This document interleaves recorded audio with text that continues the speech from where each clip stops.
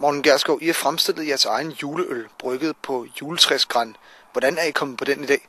Jamen, det var en del af vores kunder sidste år, der spurgte om, nu har de jo både købt juleanden og julegås og flæskesteg, og hvad det ellers havde til julebordet. Så kunne de altså godt tænke sig enten en øl eller en vin, som kunne matche det. I første omgang så var vi der lidt lorende ved det, om man kunne det. Men efter en del forsøg og en god indsats fra et lille bryggeri, vi har her i Roskilde, så blev det faktisk rigtig, rigtig godt. Og hvordan er smagen? Jeg synes, det er glimrende. Jeg er normalt ikke til de her øl, der har meget voldsom eftersmag. Men denne her, den er god og stærk, og den har faktisk en rigtig god og fyldig smag også, synes jeg.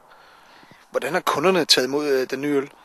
Jamen, det har været lidt begrænset endnu, hvor meget vi har haft af kunder herude. Men hvis dem, som har taget imod på denne her måde, kommer til at være sådan, som det også er fremover, jamen, så bliver det en gevaldig succes. Det kan jeg godt se allerede nu. Dyssegårdens juletræsplantage er meget andet end juleøl. Hvor mange juletræer forventer I at sælge i år? Jamen, i år kommer vi i hvert fald op på en 3-4.000 juletræer, og det vi jo gør, det er, at vi sælger direkte til kunden, så vi sælger ikke til eksport eller noget andet. Det er direkte hjem i stuen. Så det bliver en travl jul på Dyssegården? Jeg kan love dig for, at det bliver en travl jul, men det bliver også en god jul, og hvis vejret bliver ved, som det er nu, så bliver det forhåbentlig også hvidt.